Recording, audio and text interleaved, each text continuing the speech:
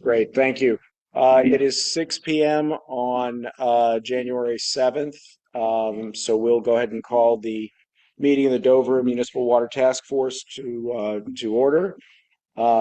This is a public forum where we will be inviting Chrissy Haskins of Dufresne Group to walk us through some of the preliminary information that is developed in connection with the water feasibility study. As she will tell everyone in the room tonight, that feasibility study is not done. It is not complete. There's still some data collection and analysis. I'll defer to her to actually walk through all of the substance of that.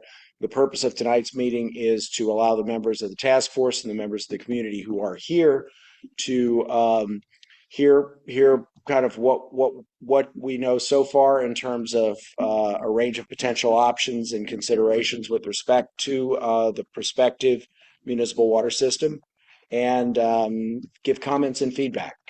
So I encourage everyone who is here, ask questions, give comments, give feedback. That's why we're here. Okay, first order of business. Are there any other general comments, public comments before we start, or any comments from members of the task force? All right, then I'll ask, just as a bit of housekeeping, we have circulated minutes from our prior meeting. May I ask for a motion to accept those minutes?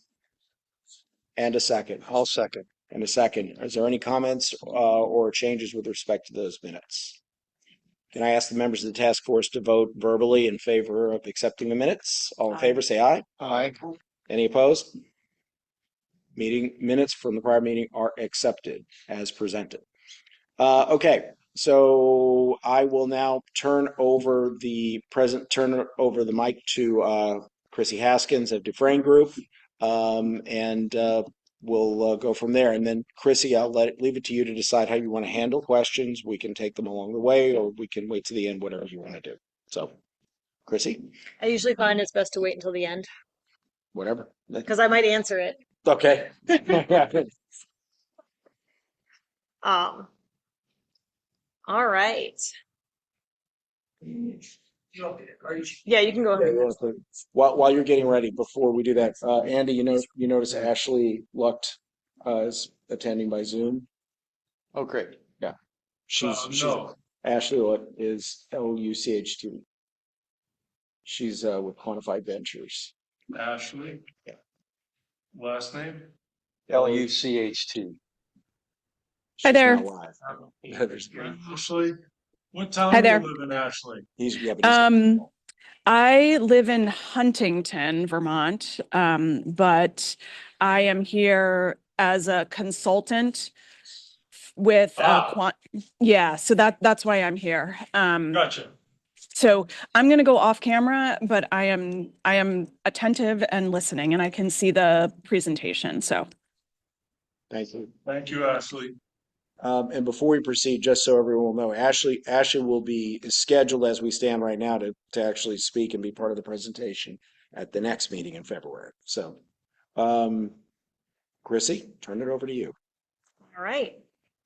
So we can go to the second slide.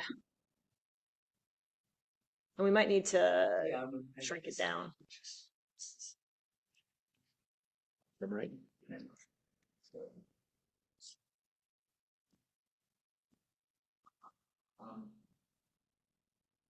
Oh, there we go. There you go. It's out of the way.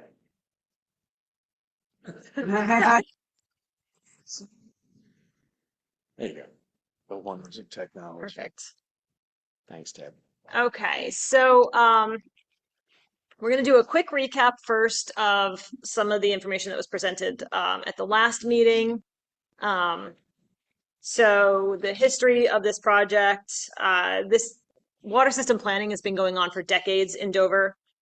In the late 1980s and early 90s, the town worked with some developers and Mount Snow to try to create a Route 100 and commercial water system to supply fire protection to an area starting at Mount Snow and extending to the West Dover Village Historic District. In the mid-2000s, the town worked with a group representing a vast array of interests to study the feasibility of a consolidated public water system.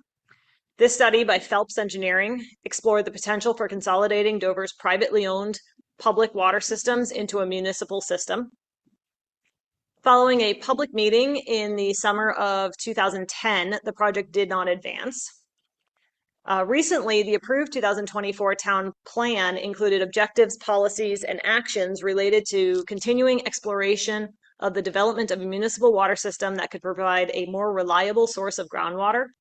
This resulted in the select board appointing a committee and making funds available to have the 2010 study updated and perform public outreach to determine the level of interest and support in such a project. Next. So we're also going to recap the survey results a little bit. We had some more responses since the previous presentation. And we also heard that some folks missed the presentation, the first one. So we only received an additional 12 responses since the first presentation. So the total number of responses received was 570, which is 16% of the property owners in town.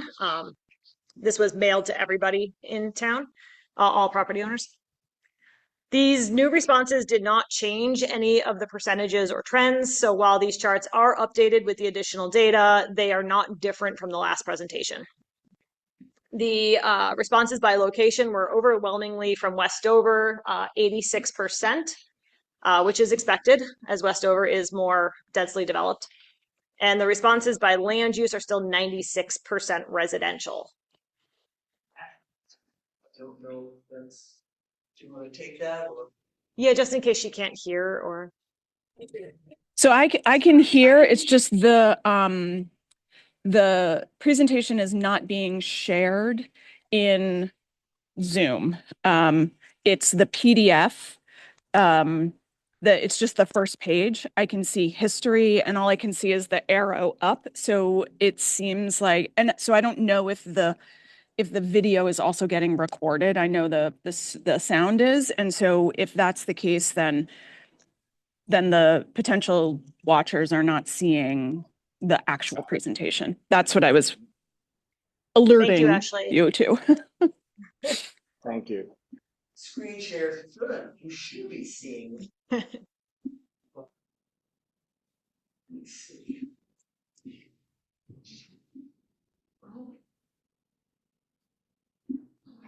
So we lost content.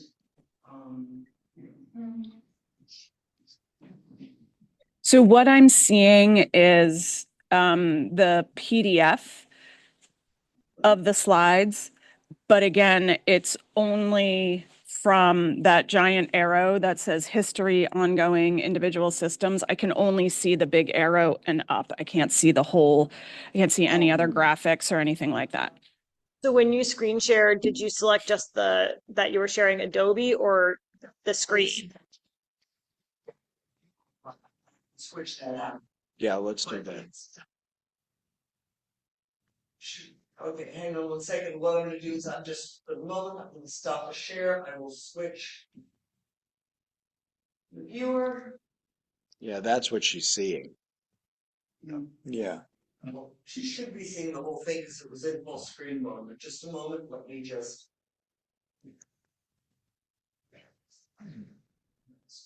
Out.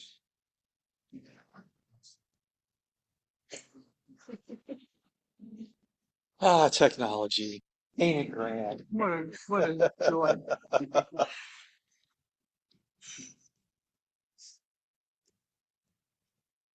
Would it be useful and efficient just to let you take over as a host and share your presentation off your laptop? I'm just worried if my battery dies.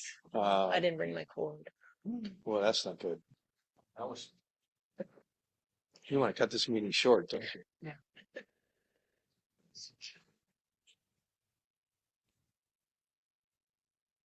It's like when they pulled out. Oh, That's kind of where we were. Yeah. If you really want to shorten the meeting, come with a quarter. right. That's true.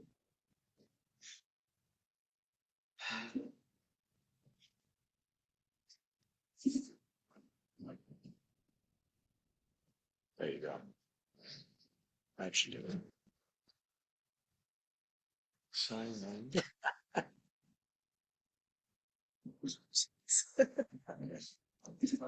Hang on 1 second. Sorry. It was fully charged. Because I could log in to the meetings through it.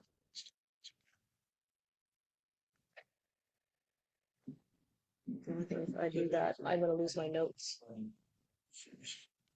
But if I do it on my notes, I won't have a second. Okay, I got you. So that's why I had two spots last time. You want to? I can't do that. I have an Apple. Oh. I am on Wi-Fi. So am I. I don't have this on this particular computer, so I want to do this. So how, I expected you to be running your moment. So you just.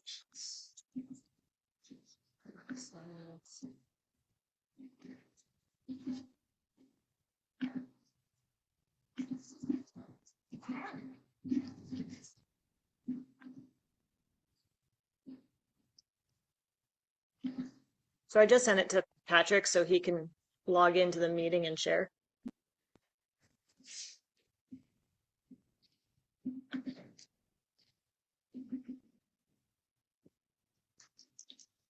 Send it to my select board email. Yeah. Okay.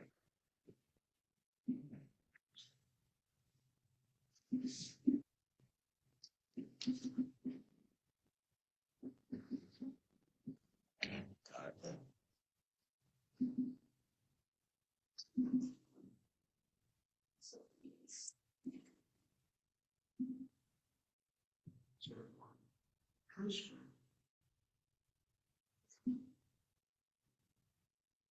Cormier now.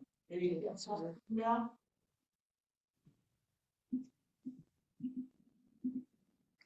Ashley? Yeah. Yes. Can you Okay. see the See, full so yeah, when you do, so now I can see it. There we go. I can see the full slide. All right, go. All right, then I'm gonna get out. If she can see it, I'm getting out. Go on. Sorry about that. So go down to the, I think it's, go down Next slide. the next one now. Okay. Perfect. Now I can see all the charts. Love it. Thank you, Ashley. You're welcome. All right. So the survey asked if property owners had experienced any water quality issues or have run out of water. On the left, 20% of respondents with private wells answered that they had some type of water quality issue. These were typically iron, manganese, sediment, radon, bacteria, taste, and odor. On the right, 10% responded that they had run out of water. Now, some of these were related to equipment failures or malfunctions. However, most reported incidents were due to the well running dry during high use times or the well yield decreasing over time. Some respondents did report that they drilled their wells deeper or hydrofrac'd their wells to increase yield. Next one. So on the left side here, when asked if West Dover would benefit from a consolidated water system, 25% said yes, 25% said no, 44% said maybe, and the remaining 6% did not answer the question. The dark blue represents the Westover responses, and the light blue represents the Eastover responses. On the right, when asked the same question about Eastover, 12% said yes, that Eastover would benefit from a consolidated water system. 23% said no, and 45% said maybe, with the remaining 20 not answering. For the question of what potential benefits would a consolidated water system have, the top 5 themes are shown on the left column. Fire protection was the most popular theme. Better support for fire suppression, including improved access to fire hydrants. Next was more consistent water quality, better monitoring, and improved reliability. Another theme was less individual responsibility for water testing and maintenance. Some respondents saw potential for a consolidated water system to make new development possible and help local businesses and future homeowners. and a few noted that they had properties that could not be developed due to lack of space for water or sewer. Lastly, some respondents cited the possibility of cost efficiencies, shared expenses, or collective investment in infrastructure as potential long-term benefits, with the idea that pooling resources could be beneficial. When asked what potential drawbacks would a consolidated water system have, the top 5 themes of the survey were shown on the right column. The overwhelming majority of respondents cited cost as their primary concern. Respondents also frequently expressed unease about losing autonomy over their water supply. Many value the ability to use and maintain their private wells and are concerned about being required or forced to connect to a municipal system. Multiple respondents expressed concerns about water quality changes, particularly the use of additives such as chlorine or fluoride. Construction and installation concerns were common. Respondents highlighting potential property disruption, environmental impacts, and inconvenience during installation. And some are apprehensive about potential failures of a centralized system, such as breakdowns, power outages, or slow repairs. There were also worries about bureaucracy and whether the system would be maintained properly over time. And for those that left one last comment in the any other comments box, the top themes are shown on the bottom. Many respondents indicated they did not have enough information, wanted to see cost estimates or obtain more specifics before forming an opinion. For those of you who did want more information, I am glad that you are listening in because we have some of that. But understand that this is a preliminary study and we don't have a lot of details at this point. Or even at the end of the study, we may not have the level of detail that you're hoping for. Respondents frequently noted satisfaction with their private wells, sometimes emphasizing cost-free water. We often hear that private wells are free and a municipal connection would cost money. However, the private wells are not actually free. They require electricity to operate, and at some point the well pump will fail, or the well may need to be deepened, hydrofrac'd, or replaced. Treatment may even need to be added. The cost of this maintenance is solely on the property owner for an individual well or a group of people for a shared or public well. Depending on what is needed, the user cost over time may be more or less to the user than a municipal user fee. And then some respondents questioned the necessity or motivation behind the project or expressed doubts that it would serve the community's needs. Based on the comments that we had received, I just wanted to provide a little bit of information about public water systems in Vermont. So 1, the town would need to decide if connections would be required or not. Some towns require connections in certain areas, some do not. This is entirely a local decision. 2, the use of chlorine is common in public water systems. All of the public community water systems in Dover are required to have the ability to chlorinate in the event of an E. coli hit. Some may not chlorinate regularly, but they all have chlorination systems. Many public community groundwater systems in Vermont do chlorinate at very low levels to maintain safe water in their tanks and piping. 3, the use of fluoride in Vermont.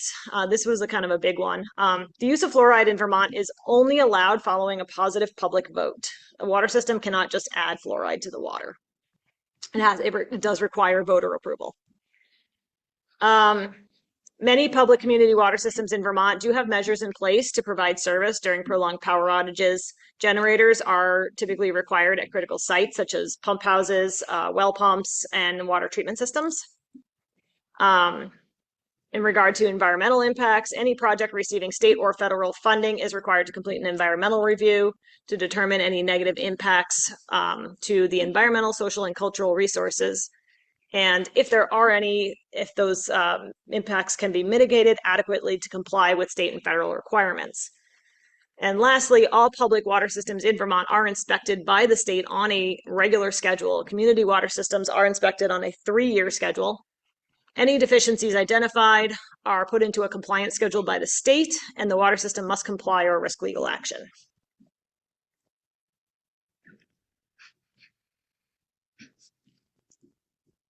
So Dover is experiencing increasing challenges related to groundwater reliability and water quality. Several private and small public wells have run dry or shown declining performance and water quality concerns are becoming more common. These issues can create uncertainty for residents and businesses and increase the cost and complexity of maintaining a safe, dependable water supply. For example, a small public water system serving some commercial uses recently had their well run dry. They had to invest a significant amount of money in bulk water hauling and having the well cleaned and hydrofractured, including the cost of re-permitting the well, which includes water quantity testing, water quality testing, and an engineer to complete the permit application. The system had to be placed on notices for do not drink and boil water. So this is just one example of what can happen in some of these water systems and what is happening in some of these water systems. There are several other systems that have needed to install treatment at substantial cost. PFAS treatment typically requires not only the treatment equipment, but a treatment building addition. These projects, the PFAS treatment projects, are anticipated to have six-figure costs. Much of the commercial corridor relies on privately owned wells, some of which are permitted as public water systems. Under this model, individual property owners or associations are responsible for permitting, compliance, monitoring, and hiring licensed water system operators. This is an ongoing administrative and financial burden that can deter reinvestment, redevelopment, and new businesses. The individual owners are also responsible for the costs associated with emergencies and repairs, such as the well running dry that I just mentioned. Fire protection in Dover is uneven and closely tied to the availability of a centralized water supply. Some condominium and residential developments, particularly those served by existing public water systems or located in the vicinity of Mount Snow, benefit from fire hydrants and adequate water flows for fire fighting through their water systems. However, these areas represent only a portion of the Dover community. Much of Route 100 lacks fire hydrant coverage. In these areas, firefighting relies heavily on tanker trucks and water shuttling, which can significantly delay response times, limit fire suppression capability, and increase the potential for property loss and business interruption. Fire protection limitations also extend to many residential areas throughout town that are not served by hydrants, increasing risks to homes, occupants, and emergency responders. The lack of reliable and readily available firefighting water can affect insurance ratings, raise premiums, and create challenges for both existing property owners and future development.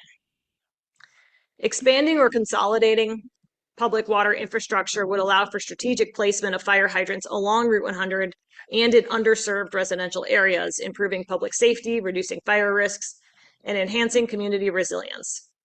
Improved fire protection would also support commercial stability, protect housing stock, and strengthen Dover's ability to respond to emergencies. A consolidated water system would provide a more reliable and resilient source of water, improve fire protection, and reduce regulatory and operational burdens on individual property owners. By shifting responsibility for water system management away from individual parcels, consolidated water has the potential to support economic vitality, encourage redevelopment, protect public health, and better position Dover for long-term growth.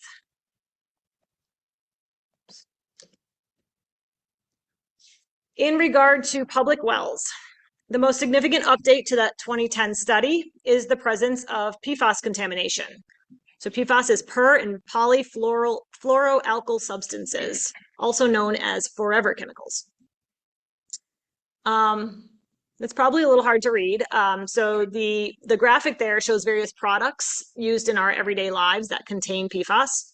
These include fast food packaging, candy wrappers, shampoos, water-resistant clothing, nonstick cookware, dental floss, nail polish, cleaning products, paints, solvents, varnishes, pizza boxes, eye makeup, microwave popcorn bags, firefighting foams, stain-resistant products, and pesticides, and as Rich mentioned in the last meeting, ski wax.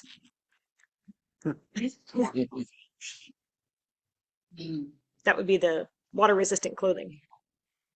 Available water quality data since 2010 for regulated contaminants other than PFAS for public community water systems does not show significant changes or increasing trends, although there have been treatment systems installed for various contaminants.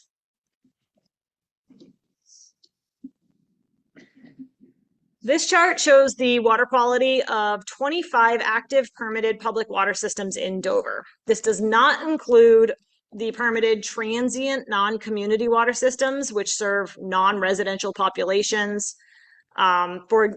These would be, for example, hotels, restaurants. It also doesn't include any permitted but inactive public water systems. So the first two columns on the left are for PFAS.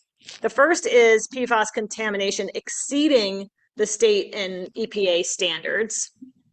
So 20% or 5 of the water systems out of the 25 exceed the regulatory standards for PFAS and do require treatment. 4 of these systems are in the process of evaluation and design for treatment systems with expected construction in 2027. And the 5th has drilled a replacement well with a negative test for PFAS. The second column is systems that have positive PFAS tests, but not exceeding the regulatory standards. So these systems are not required to treat at this time, but they would be required to treat if future PFAS test results exceeded the standards. These 4 systems are being monitored with regular PFAS testing. The next column, third column there, is for lead and copper exceedances. Lead and copper are present in about 10 or 40% of the water systems, but that is generally caused by corrosion in the piping due to the water chemistry.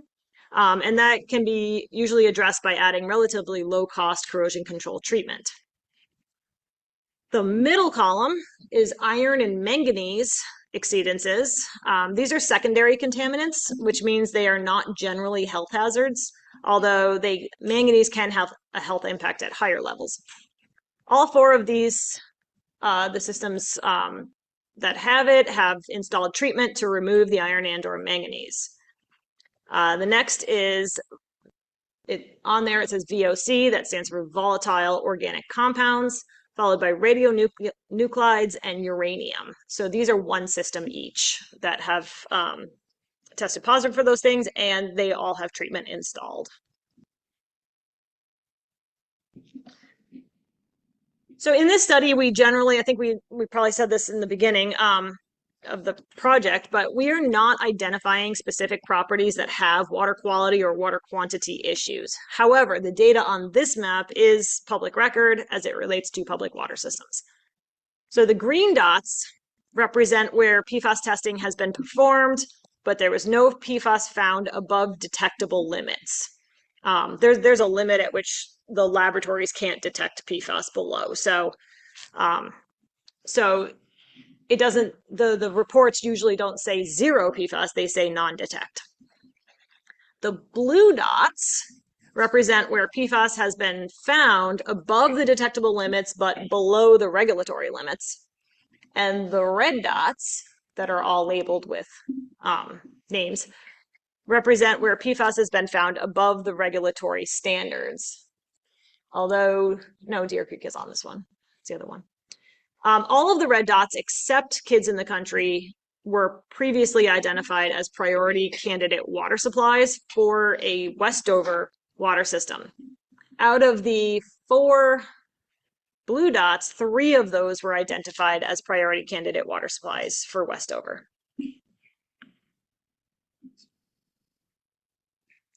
Before getting into a discussion on the alternatives, I want to stress that we are presenting options of what could be. There are several assumptions that go into these alternatives at this point due to the preliminary nature of this study. None of the concepts we're discussing today are set in stone. These can all be adjusted based on needs and community support. We want your input on these concepts as well as any other ideas you may have. So under the no action alternative, Dover would not pursue construction or consolidation of water infrastructure.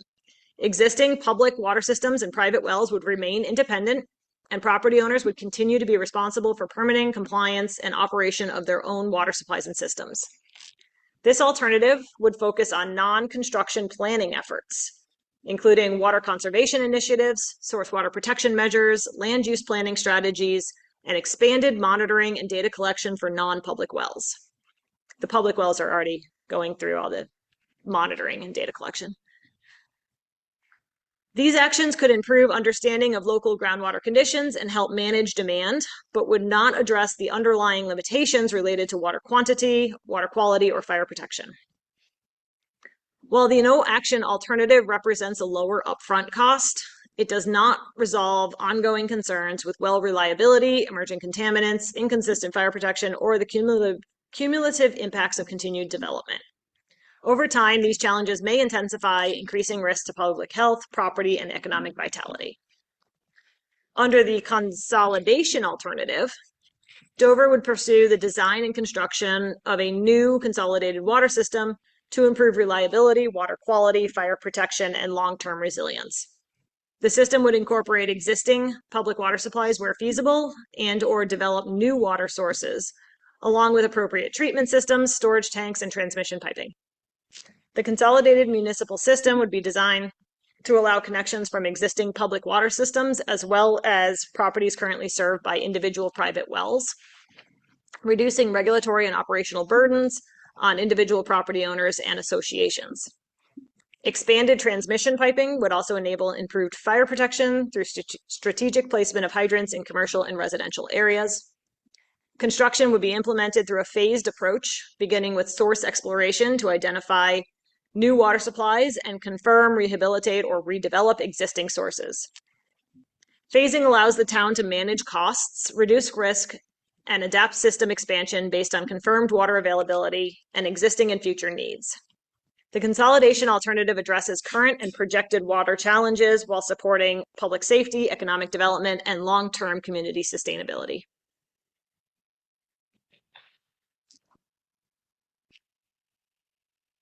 Groundwater from existing and new bedrock wells continues to be the preferred source for a municipal system in Dover, although costs for PFAS treatment may constrain or shift the selection of candidate sources towards gravel wells. 15 existing public community water system wells were previously identified in that 2010 study, with a combined approved safe yield of approximately 870 gallons a minute, with the potential to increase the yield through well redevelopment, hydrofracturing, or by reducing well interference if nearby users connect to a consolidated system.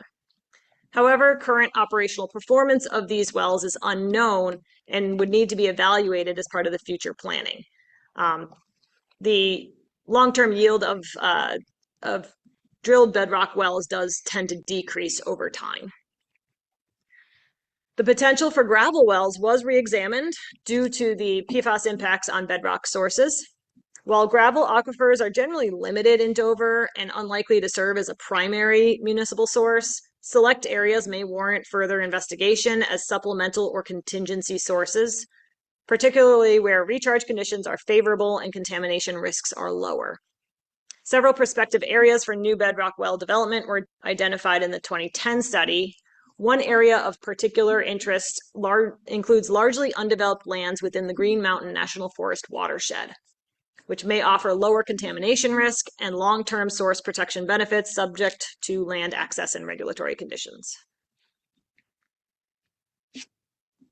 So this map shows the 15 priority candidate wells identified in the 2010 study.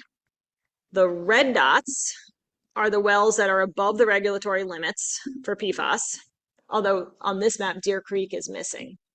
And it would be between, it's labeled as Mountaindale, but we know it as Mountaineer, and Boulder Ridge. And that would be a red dot. The green dots are wells that had no PFAS or were below the regulatory limits.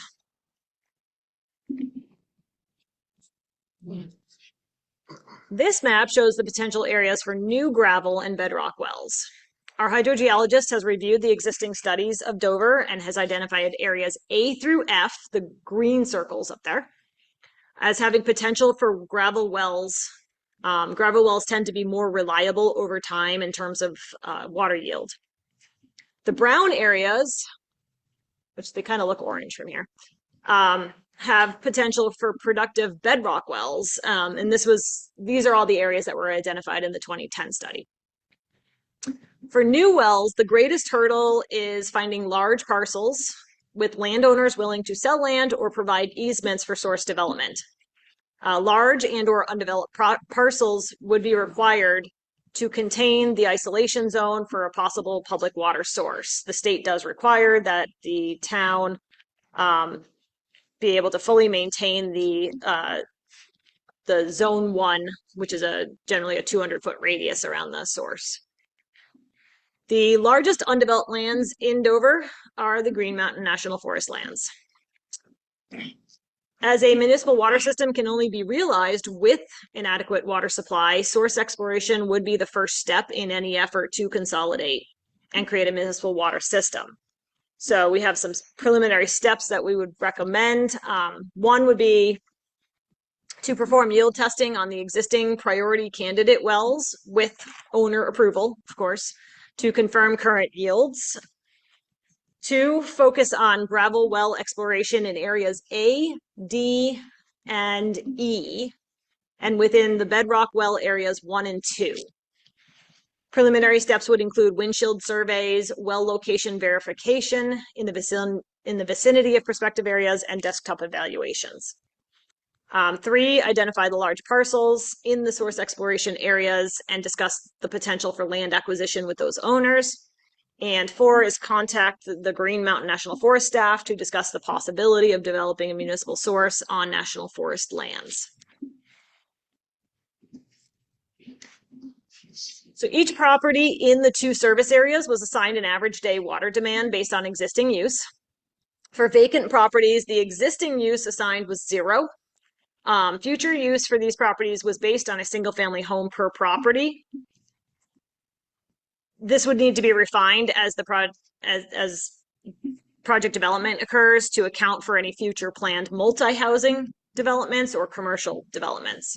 When we add the future use of vacant properties to the existing uses, this provides a preliminary starting point for source needs. The maximum day demand, it's shown there in gallons per day and gallons per minute. That is calculated by multiplying the average day demand by a peaking factor of 2. And then the peak demand is calculated by, is similarly to max day, but it is, the peaking factor changes. The estimated connection count shown on here does account for condos and townhouses to the greatest extent possible with the available records.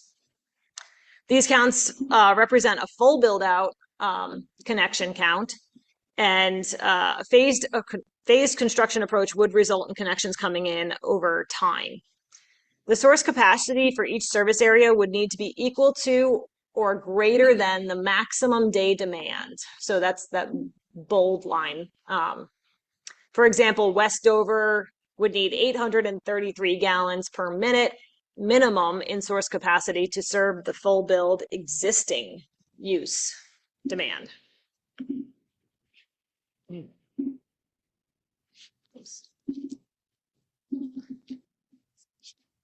So I want to stress again that these are concepts that we've developed.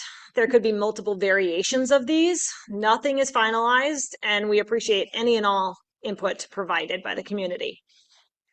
So the Westover priority areas included the base area and the commercial corridor along Route 100. The entire base area would encompass approximately 1,150 potential connections, and the Route 100 commercial corridor would encompass approximately 140 potential connections. That is not including extending onto side roads. That's just sticking along the main corridor. The commercial corridor would have the potential to expand the number of connections by including the side roads. East Dover priority area includes from the Dover Elementary School to where we are right now, the Town Hall, library area, and properties on Dover Hill Road between the school and Town Hall. And that is about 14 potential connections. So on this map, the bold gray polygon kind of borders are the extents of the water service areas based on water pressure. They might be kind of hard to see, but those little dots that you can see on there are the potential tank sites And those are set at elevations that would provide adequate pressure to the entire service areas. The purple area is the base area priority area. Green is the commercial corridor along Route 100, and red is the East Dover priority area.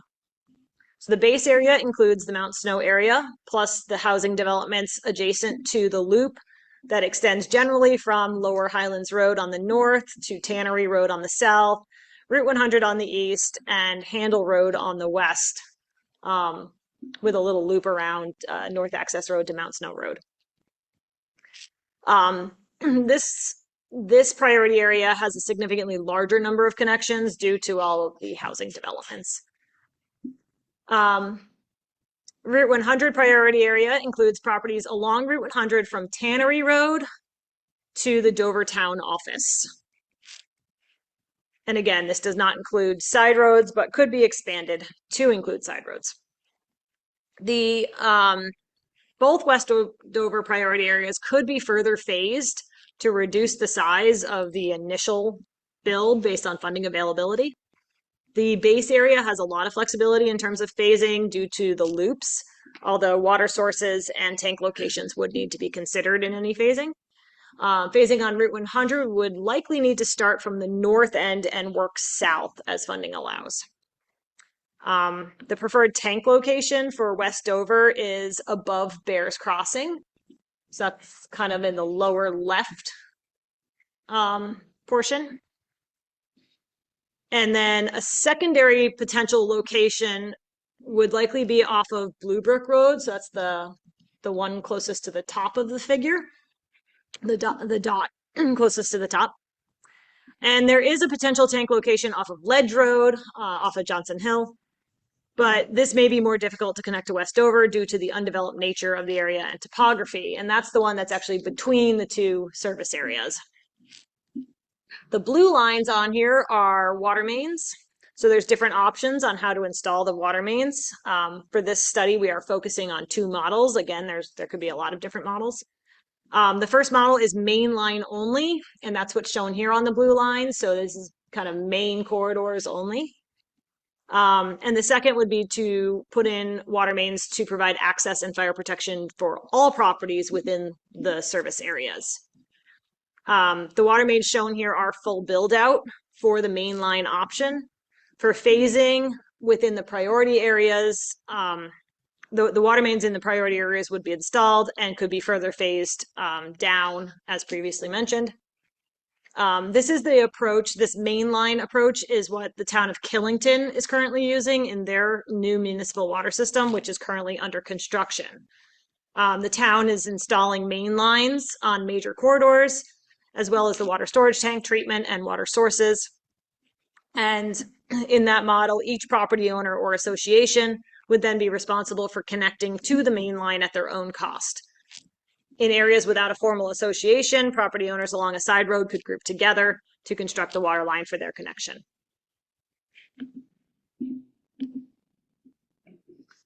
This graphic shows what the second model would look like, but it also shows existing water systems.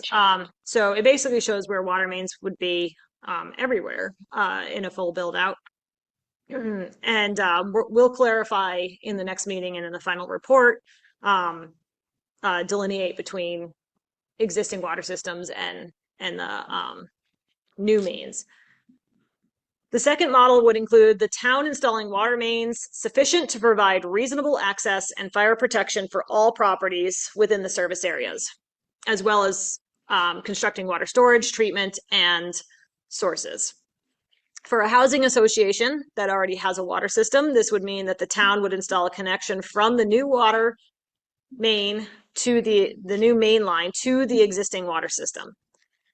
If the existing water system already provides fire protection, then no further water main installation would be necessary there. If the existing water system does not currently provide fire protection, and there are buildings that are more than 1,000 feet from the nearest main line, then the town would install a mainline extension sufficient to provide fire protection to each property. In the case of a property with an individual private well, the town would install water mains to reach these properties. We also did consider a third model, but we are not focusing on it moving forward. This would be to replace all the existing water mains on top of Model 2 that I just explained. So instead of connecting to an association water system, let's say, it would be to replace their water system. This substantially increases the cost, and there's no evidence at this time that it would be necessary to replace all of the water mains, the existing water mains within the existing public water systems. So this table shows the stats of the priority areas. The base area is the largest priority area in terms of pipe footage and connections.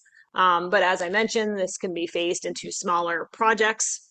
The water storage tank sizing for the base area and the commercial corridor is the same, as it is more efficient to construct a single tank capable of serving the entire service area than to construct multiple phased tanks. So that's actually the same tank in both of those options.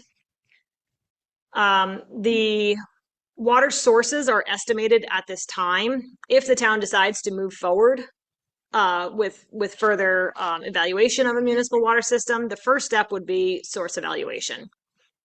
This would include yield testing on the existing wells with owner approval, source exploration for new gravel and or bedrock wells.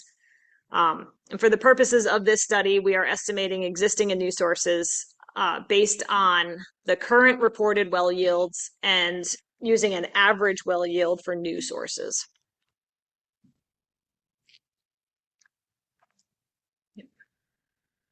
And then for reference, this table shows the stats for a full build out. So the last table was for the mainline only option in the priority areas. Model 1 there is the mainline option on the top. But this would be the full build out, so the entire service area. The full build out is a significant undertaking and is certainly not something to be done in a single phase. The town may decide that a full build out is not necessary and focus only on priority areas, portions of the priority areas, or something in between. It also shows the difference in pipe lengths between the Model 1 mainline only and Model 2, which would be what I'm calling access for all.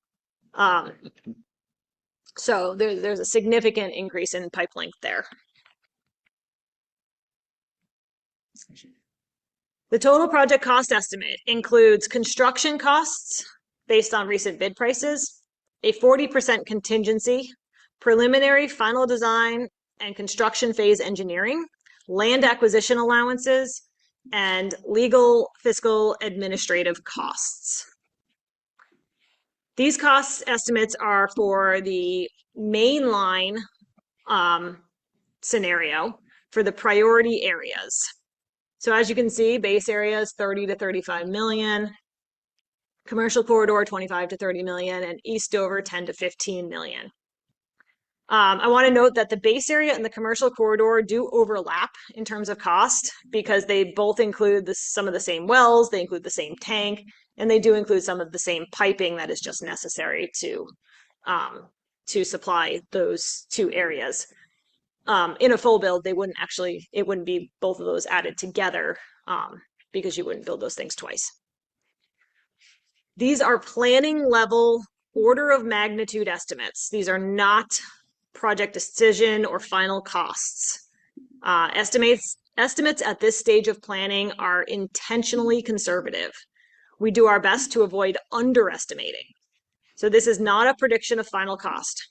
So there are several risks built into these estimates, including multiple assumptions where site-specific data does not exist yet, especially around the uncertainty for water sources. Conservative sizing to accommodate peak demands and future growth, inclusion of water treatment storage and redundancy, escalating construction costs and market uncertainty, and the high contingency to manage unknowns at this early stage. And just for fun, these are the full build out costs. Oh, that's fun, all right. This is if all of we provided the different options and The entire service area was to provide was to be provided with water service. So as we discussed, these are conservative estimates. At this stage, we assume more rather than less. We assume bigger pipes, more treatment, more redundancy, because we haven't yet done the work that lets us refine and reduce those assumptions. I want to make it clear, nobody is writing a $35 million or $100 million check. This is a long-term program that unfolds over many years and even decades. Each step of the process requires separate approvals. Source identification may reduce the scope and cost. The town can pause, redirect, or stop at defined milestones. This process is designed to answer questions before committing to more costly design and construction activities. It is not to lock the town into a single outcome.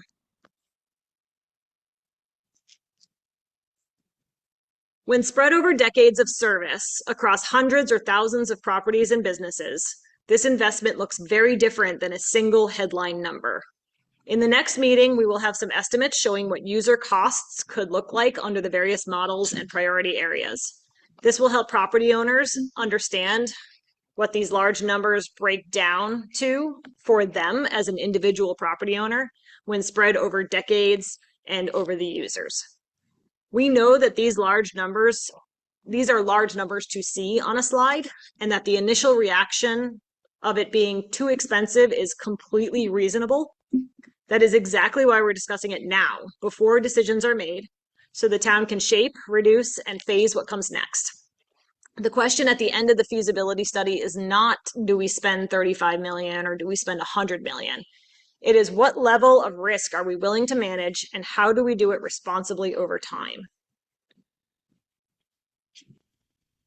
From here, we will prepare the draft report, incorporating community feedback, and present the study findings and recommendations at a third public meeting, which is scheduled for February 11th, including potential funding scenarios and user rate estimates. Following review from the town and public input at the third presentation, we will finalize and submit the report. From there, the town will decide how to proceed. The town may choose to proceed with a preliminary engineering report to further develop concepts, or source exploration to identify water sources, or they may choose to put the project on hold. These types of projects tend to be studied and reviewed over many years and even decades, as is already the case here in Dover. They don't often move fast, as they require significant planning and coordination. For example, the town of Killington began designing, not studying, designing their project about 15 years ago. Design was put on hold for them for various reasons and picked up again in 2022. The studies and preliminary work was done prior to 15 years ago, and their construction began in 2024 and is currently ongoing. So it is a long process. And that's all I have. So that was probably enough for tonight. So happy to take questions, comments. Questions from anyone? First, let me just pull the share down. Okay. In some of the design of the purple area. Pause, Tabby, just, can you state your name so it goes into the recording? Yeah, Tabby Friedman, also zoning administrator for County. thank you. Towards the north part of the town, purple shaded area. I saw that there were a couple of developments, neighborhoods that were not included in there. Upper Highlands is one, and was wondering why that was not there, and what the overlap of the location of the water lines and mains will be with regard to the municipal sewer system. Because there is some overlap in that north end of town, and there's also a point at which North Branch stops. So how would that affect, or would that have any effect on those residences that are required to connect to North Branch, or North Branch doesn't go there at this point? Would that then push an extension of the sewer system along with the extension of some of those main lines? I saw the lines drawn in, but not the areas shaded. Sure. So that's just the priority area. That purple area would be the priority initially, not limited to that area in the future. And we just kind of drew Lower Highlands as the northern border of that. But that's not to say it can't change. It certainly can be whatever the town wants it to be. Can I add some color on behalf of the task force? Because this was actually something we discussed at the last task force meeting. In helping Chrissy prepare for her presentation. There are probably almost an infinite number of ranges of possibilities of boundaries and what streets would be in and what streets would be out. And it's impossible to present a dozen, 20, 30, 50 possible scenarios. A lot of the detail of where the specific boundaries will come in would come from a deliberative process involved, going forward.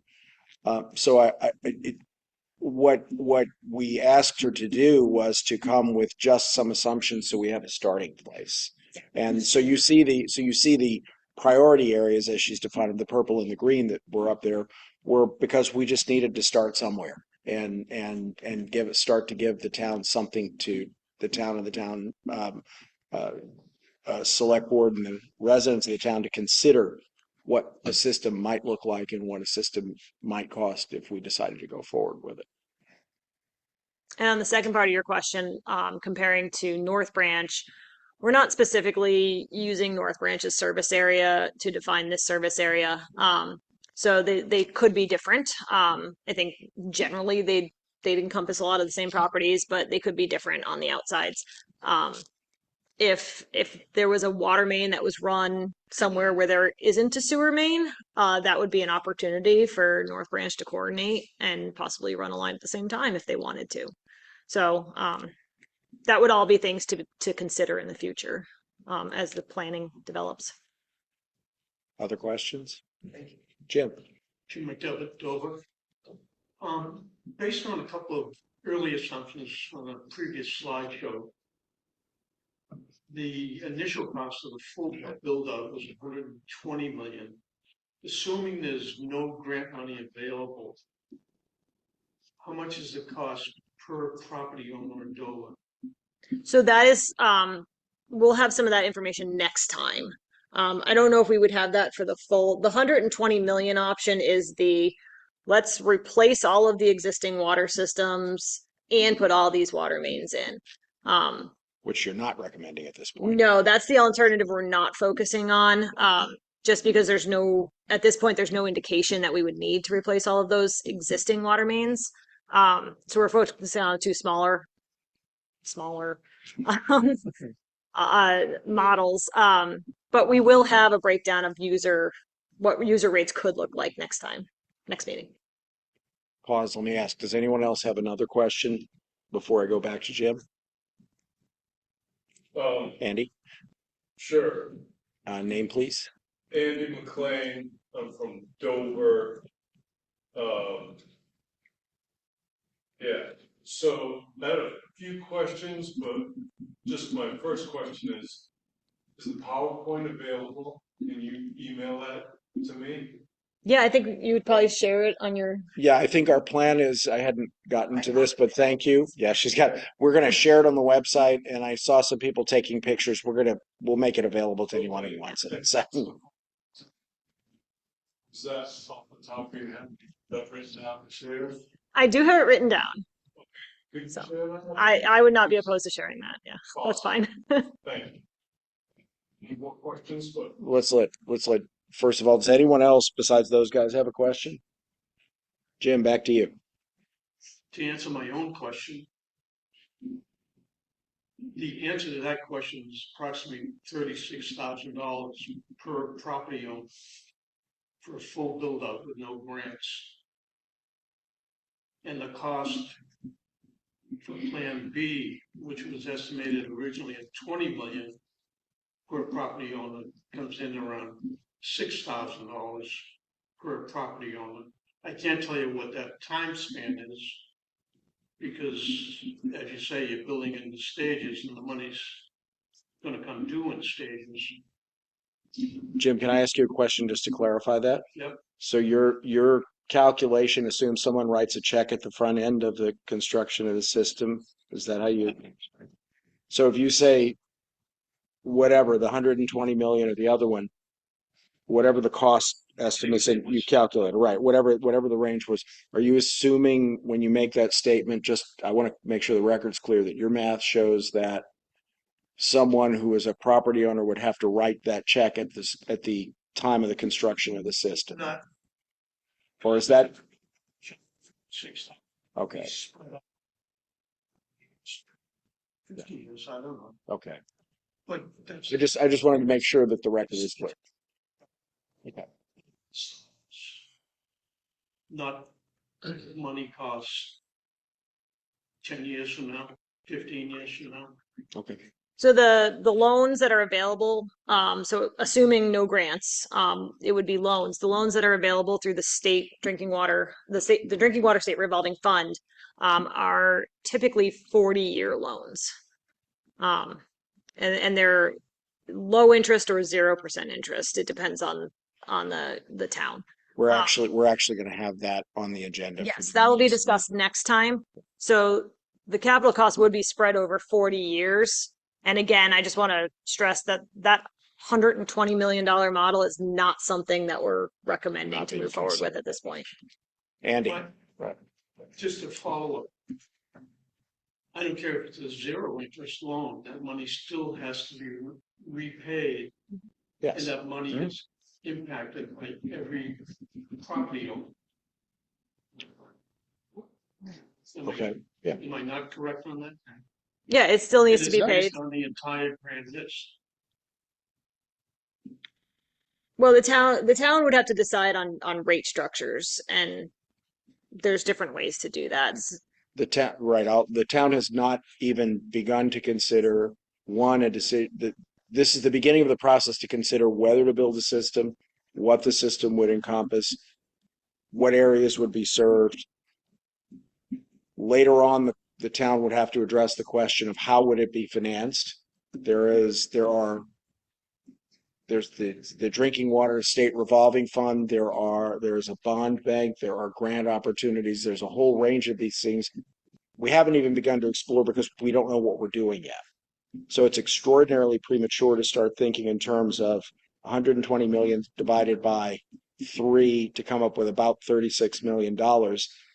Those are not real numbers. Those are not numbers with substance behind them at this point because we haven't made any decisions. That's why I wanted to make sure we were clear on what your thinking was here. So I'll come to you, Sarah. Sarah Shippey. In discussing grants, what at current time, what sort of grant sources are out there right now? So I don't know, do we want to get into that today or? I mean, just in a very general, I'm just trying to see, because we're talking about if no grants were available. But that seems to me, and maybe I'm wrong, as a somewhat unrealistic expectation. Do we want to have Ashley do We're gonna actually, can we table that to the next meeting? That's actually on the agenda for the next meeting. Okay. Andy, The Westover, the two priority areas, you had said that they might share infrastructure, and be part of one system. Would the Eastover system be, in essence, a completely separate water system? Yes. So the Westover, the full build out of Westover would be one system. The priority areas are, you could do one or part of one or the other. But ultimately they would combine. If you did build both of them, they would combine into one. But Eastover would be a separate one. Well, and so the last presentation, you were talking about consolidating water system and linking all these currently existing systems. And now we're talking about new wells. Is that different from a consolidated system? Are you building from scratch? Are you still considering linking existing wells that may or may not be mechanically good, or? So at this point, water sources are really up in the air. because we don't know what the yields of the existing water sources are currently. Some of the water sources, like there's one in particular that has a very low yield right now, but that's because of interference with other nearby wells. If the other nearby wells were eliminated through the water system, then that yield could increase. So there's definitely more work to be done in terms of water sources. We are still considering using the existing wells and supplementing with new wells as needed. So.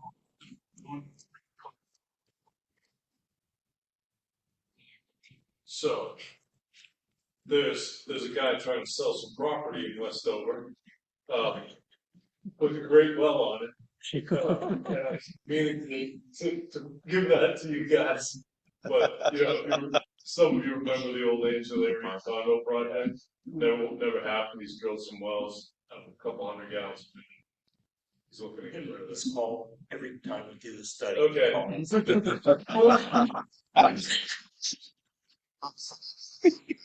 Yeah, so it's actually that particular well is not included in any of our data here because it's not currently in use, so it doesn't have any.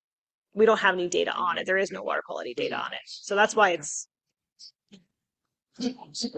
Finder speed. Okay. Yeah. So, like, my friend Jim, of course, jump ahead to the money. I think a lot of people are interested in numbers, but I'm not going to do that, right? Because you want to talk about that later, and I get that. I do understand, people's interest in how that will work. But just trying to get my head around what to expect at the next meeting when you present some plans.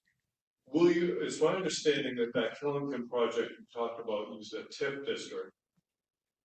Is that a possibility in Dover? Will you address that in your plans, creating a special use district of any kind to create a tax rate for people benefiting from the system as opposed to the town as a whole? Will that kind of thing be what you're looking at, or will that not be addressed by you and we will address that at some future date?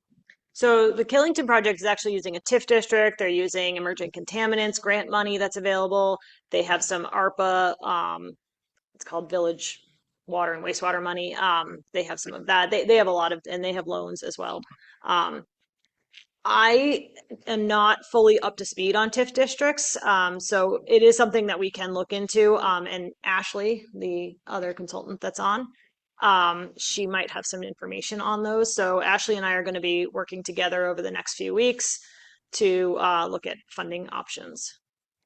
Ashley, you raised your hand, but I don't know if you want to throw in anything right now, knowing that you're going to be here speaking on February 11th.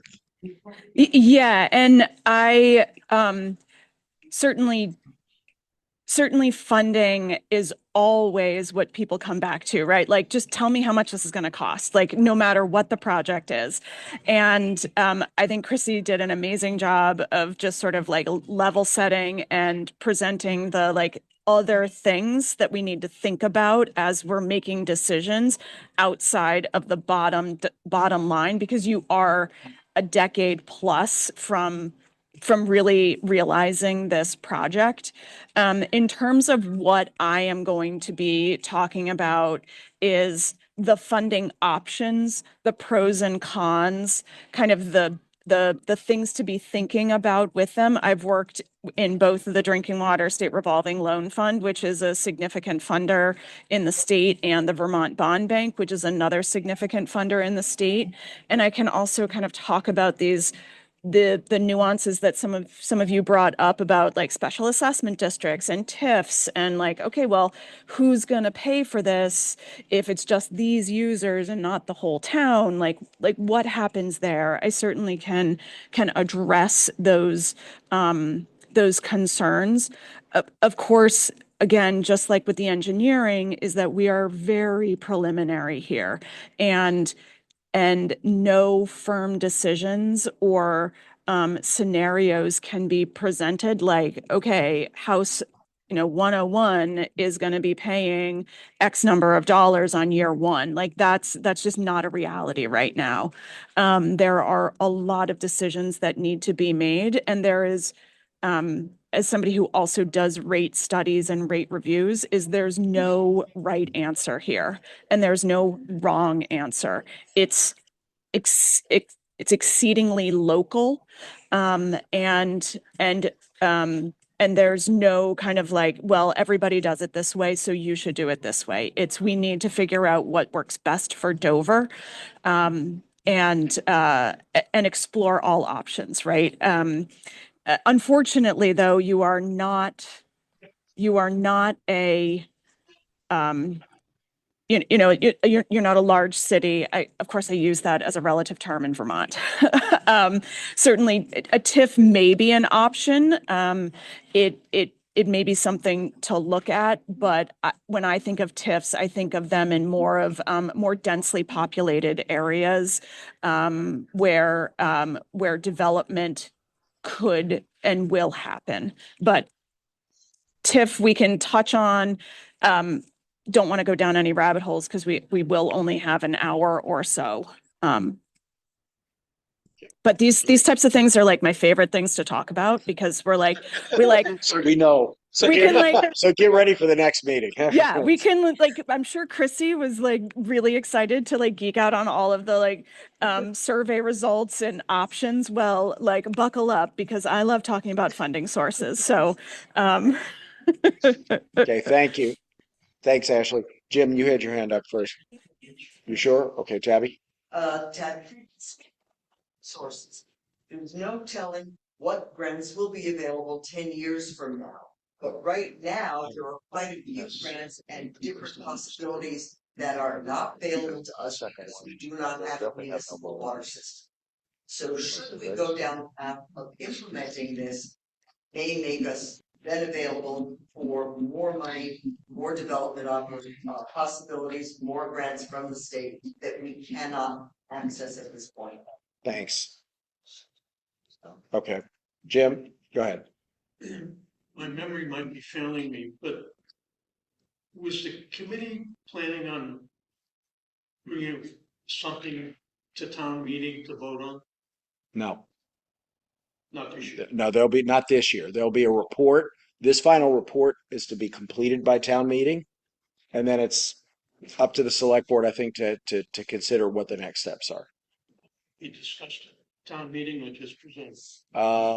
There will be a written report, and I will probably stand up and just give everyone an update of where we are. And then the plan, I think, is to make all of this information, including the final report, available through the task force's website. So you and anyone else in the town who really wants to get lost in the report and the details. I don't know how long your report is, but the last report was about this thick in paper. We're not going to have as many appendices, I don't think. Thank you. Okay. Oh, come on. But this will all be available. The mission of the task force in this first year was to complete the update of the feasibility study, present it to the town, and then it's up to the select board to determine where it goes from there. You have another question, or you think? Okay. How much money has been spent to date on this study, and what is the potential cost going down the road of studying this? We had a budget of 75,000. I don't think we spent all of that. I think our proposal was 65. 65, right. And then we had some money in the budget for mailings and surveys and that sort of thing. And that was approved by the select board 18 months ago. Yeah. Right? You were probably at that meeting. Yeah. You're probably there. Yeah. Don't know about the rest. Beyond We haven't gone beyond that yet. Right. Somewhat disappointed I mean, this is a huge project for a small town, and to have a handful of people only express interest. I mean, it's astounding. Really, That's why I'm hoping to. Impactful. Yeah. Absolutely. It may, if it's adopted, truthfully change the character of this town through development. which may or may not be a good. My goal at town meeting will be to stand up and encourage everyone to get informed. I'm with you, and I think everybody on the task force I mean, the members of the task force have been working very hard, but there has not been a lot of public attendance at a lot of meetings, and that's disappointing. I would agree with you. I will just say, my experience in development in Michigan, the survey response level was really high compared to what I was used to. Absolutely. Similar municipalities, and personally, I've gotten a lot of questions from like parents at school and just random people who I'm like, how did you know that I was on this board? You know what I mean? Like people that I wouldn't expect to be combing agendas and things like that. So I'm not saying interest is high, but compared to other situations, it seems fairly high. Yeah. Other than this. No. I'm gonna pause. Rich, you had indicated you wanted to say something. You look back in the 1960s, there was a group of people that were sitting up here, probably the same small group, and we probably had some people say, oh, we can't have a sewer system in Dover. We don't need it. It's, let the mountain pay for it. The mountain already had one, and there were some people that really thought forward, and did some really thoughtful and forward thinking. And think where we would be without the North Branch Fire District today. Now, we may not agree that the North Branch is a great group, or we may agree that it's great. Or maybe drive around Ludlow, go on some of the spine of the Green Mountains and see some of the places where they didn't invest in infrastructure. And, there's abandoned houses, there's abandoned businesses, there's nothing there. We're not a little town, folks. If those of you that were around during the X Games, I remember Randy Johnson and I were walking by the Grand Summit Hotel, and we're looking around, and I'm saying, if something really bad happens, we're screwed because, there's 60,000 people here. There's upwards of 15 to 20,000 people in this town on a holiday week. And they're all, there's a lot of houses here. And I joked, but you look at the 1980 study where they were just a developer was trying to build a movie theater and he needed a sprinkler system. And, he was trying to do something to help other people and have fire protection on Route 100. And it didn't go because, they were looking at $100,000 back in the 80s. Well, imagine if that system had been put in, they spent over $100,000 just to replace the fire pump about 10 years ago. I don't know what it would be today. One of the things that I was going to mention to Chrissy is it's not just fire protection with fire hydrants. It's as you start having these restaurants that have been here since 1846, I think, the 1846 tax. Next time that sells, they may be required to put a sprinkler system in because of their occupancy level. So maybe in another 20 years, that building won't be there and we won't have that restaurant anymore because they won't be able to do it because they don't have a full basement to be able to put a sprinkler system in like Fantasies did. And the funny thing is, in the 2010 study, when I first brought that up, and I might not say, it was one of the things I was joking about, but I wanted Obama bucks because, Obama if you had a shovel-ready project, you could have gotten a lot of money for nothing, and we could have probably funded a water system for almost nothing. I don't believe that we need a huge system. I don't know what we need. I just want people to keep an open mind and don't get hung up on a dollar number. Because I know in the 1960s, if you read that report on the North Branch Fire District, they were hung up on these huge numbers. And think about in the 1980s, because I remember Bobby Holland's dad was one, I believe, made the motion because at the school, all of a sudden that sewer system that he built in the 1970 schools in the 1980s wasn't covering it anymore. And they were looking at a lot of money. It was cheaper for them to spend. I think it was they put in 100,000. They took the surplus from 2 or 3 years, put it away to run a sewer line from the North Branch up to the school, and that saved the school. And right now the Dover Elementary School, the River Valley Elementary School's Dover campus is the only one in the Wyndham Central School District that's on sewer. Every other one has a septic system that can fail at any time. So please just keep an open mind. I don't think I'll ever see a water system built because I'll probably be in a nursing home somewhere being fed and having my diapers changed. But it's also locally. Huh? They'll be able to build one locally if they get the one. Yeah. Town in the future investment that a lot of us have made in businesses and you know, in putting our lives work and being responsible and having really helped out the town. And, you know, and it may not be us, but it may be our kids or our grandchildren, maybe Bobby's grandchildren, that you don't want to have a business and wouldn't be able to because there isn't water. And I just think that we really need to really think about this and think about the future because, you know, I know in the 2010 study, we had people saying, our water system's fine. And guess what? It ain't fine anymore. You got PFAS and you're going to spend $250,000 just for your, you know, 50 homes to have water. So who knows what the next contaminant's going to be and who knows. And I said to Patrick today, you should go in the bathroom, read the sign on the mirror, and that could be the future for every building on Route 100 in 5 years. So, thank you. Thanks. Anybody else? Yeah. Sarah.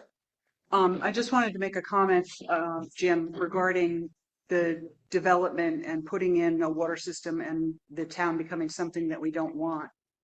And one of the mechanisms we have for that is our zoning bylaw. So even if we develop sewer and water throughout the entire town, we also have the power to put some brakes on that through the bylaw system. So just having those things is not automatically going to mean that we're going to become, you know, I don't know. Something different. Rye, New York. Yeah. Rye, New York. Randy. And I'll just add in my own comment. One of the things that attracted me to getting involved with this group was the potential for controlled planning in the Westover corridor. If you look at what's going on with Killington, which Chrissy referenced quite a bit, they are planning for the future. And a ski town, a resort town that doesn't follow their lead is going to get left behind. And some people might want that, and that's fine. That's why we have a process for voting and discussing it. But that's why I got involved, because I think we need to lead and not be left behind. So that's why I'm here. Anyone else? Any task force members? Comments? Andy. I just wanted to thank Ashley for answer she gave, and I look forward to hearing more from her about the funding aspects at the next meeting. And I guess thank you folks as well for your work. Yep. Barring winter weather, I will be present at the next meeting. So Maybe I can get phone number, Ashley? I'm sorry, what was the question? Andy, you got it, girl. Never mind. Okay. I'll give it to you. All right. Are there any other questions, comments? Anyone? All right. Okay. Our next meeting will be here on February 11th at 6 p.m. Chrissy will be back. Ashley will be here, hopefully. And we will continue to go forward in detail. Again, the objective here is to have the report completed and submitted to the town prior to town meeting, so that at town meeting, I can stand up and tell everyone, you know, to get informed, and here's how you get informed, and we'll make it available on the website. I do not plan to, unless Chrissy says we need to have a meeting to work through anything. 6 p.m. Yeah. I think motion we adjourn. Second from Sarah. We stand adjourned. Yeah. Anyone have any objection to adjourn? Negative. We're good. We're adjourned. Thank you. Yeah, but you also